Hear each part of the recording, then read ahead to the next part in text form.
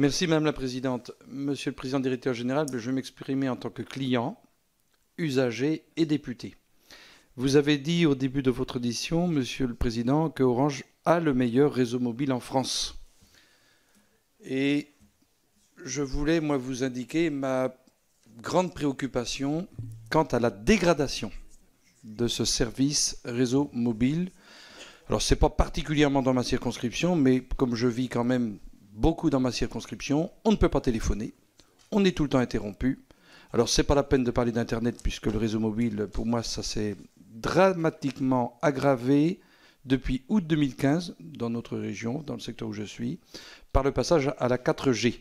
Alors, vos collaborateurs sont charmants, directeurs régionaux, ils viennent toujours nous voir. Il y a une audition avec vous, les jours d'après, ils nous contactent. Donc moi, j'ai pris la décision de ne plus les recevoir. Je ne veux plus les recevoir à mon bureau parlementaire. Je veux des résultats sur le terrain. Le minimum vital, c'est qu'on puisse se téléphoner. Je suis à Fougères, dans le quart nord-est de l'Ille-et-Vilaine. Mais ça vaut pour le Sud-Manche, le Nord-Mayenne, et je fais Fougères-Lille régulièrement, c'est à travers le territoire national. C'est dramatique, c'est une catastrophe. Et ce qui me met en colère, c'est que vous êtes à la tête de la plus belle entreprise de France dans son secteur d'activité. Vos personnels sont compétents, techniquement vous savez faire. Je pense que c'est la stratégie, c'est le modèle économique retenu par la France et l'entreprise qui ne permet pas d'arriver aux résultats escomptés. Mais la situation est grave et moi je considère que la fracture numérique s'aggrave. Oui, mais on auditionne depuis 10 ans et ça ne donne rien ces auditions. J'entends l'expression, même la colère d'ailleurs, sur l'état du réseau mobile.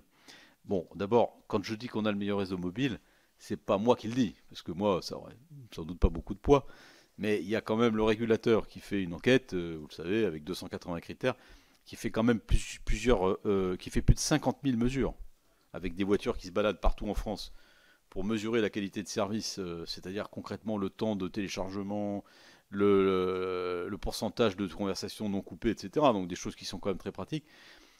Donc je ne parle pas là de la couverture, hein, mais de la qualité de service. L'enquête sur la qualité de service de l'ARCEP, c'est quand même un travail indépendant qui est fait de façon très, très approfondie chaque année. Et c'est cette enquête qui nous a mis premier.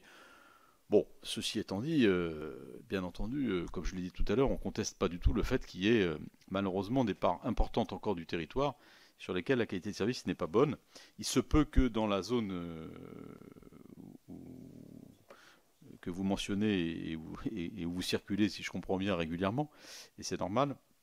Il y a eu aussi des impacts, alors là, plus conjoncturels, qui sont liés à une opération assez lourde qu'on a faite, qui n'est pas tout à fait terminée d'ailleurs. Je ne veux pas faire trop de technique, mais on a fait ce qu'on appelle un swap d'équipement entre deux fournisseurs, hein, Nokia et Ericsson, en l'occurrence, à l'occasion du passage de la 4G. Et il se peut que ça ait entraîné je sais que ça a entraîné des baisses de qualité ponctuelles, mais en tout cas, soyez rassurés, c'est pas du tout durable et normalement, ça devrait s'améliorer très, très rapidement. Voilà.